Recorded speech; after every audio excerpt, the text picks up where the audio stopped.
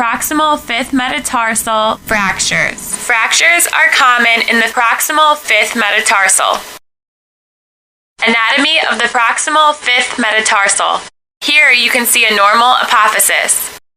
It is usually present between the ages of 9 to 14 years. The apophyseal line runs parallel to the shaft of the metatarsal along its lateral inferior margin of the tubercle. It does not extend proximally into the joint. The peroneus brevis tendon inserts into the proximal fifth metatarsal base. Here you can see the insertion of the peroneus brevis tendon.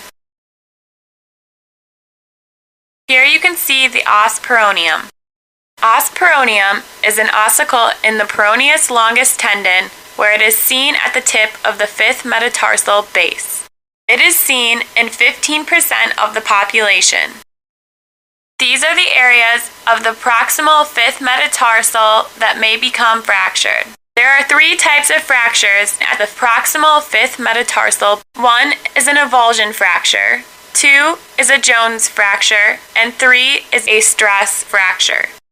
The proximal fifth metatarsal has been classified into 3 zones for these fractures. A Zone 1 injury is an avulsion fracture. An avulsion fracture at the base of the fifth metatarsal has a relative incidence of 93%. It is due to sudden hind foot inversion resulting in tension along the lateral band of the plantar aponeurosis, which inserts into the proximal base of the fifth metatarsal. Treatment: weight bearing as tolerated with hard sole shoe. A Zone 2 injury is a Jones fracture. It has a relative incidence of 4%. It occurs in an area of limited blood supply. It occurs at the proximal metaphyseal diaphyseal junction. The fracture extends from the lateral aspect of the fifth metatarsal toward the fourth and fifth metatarsal articular surface. It results from tensile stress along the lateral border of the fifth metatarsal. Chronic injuries have a high incidence of non-union. Treatment: conservative, non-weight bearing for 6 to 8 weeks, 2/3 healing in acute fracture. In athletes, percutaneous screw fixation allows faster healing and return of function. Zone 3 injury, stress fracture. It has a relative incidence of 3%. It is a proximal diaphyseal stress fracture and is mainly seen in athletes.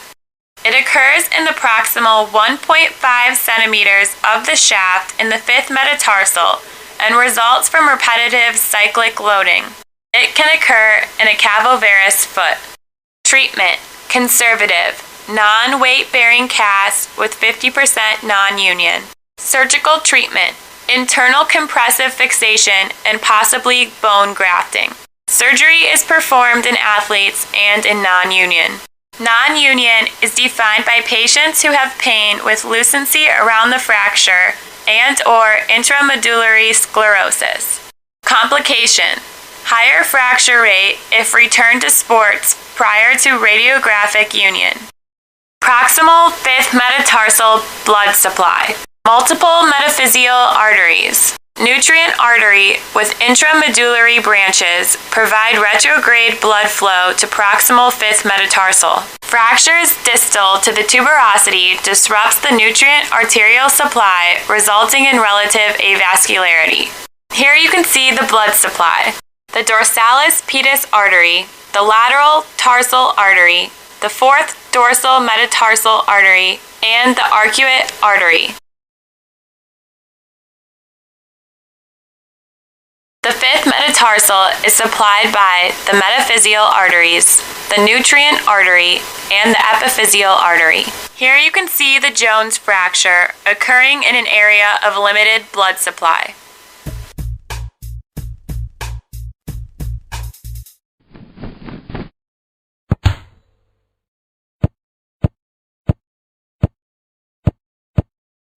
Ouch.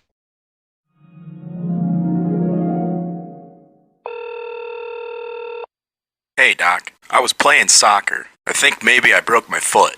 Can you help me? Come right away.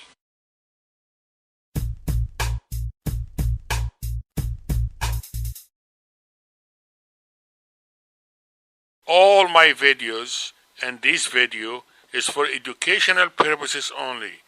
Please consult your doctor before you make any decision about your medical care.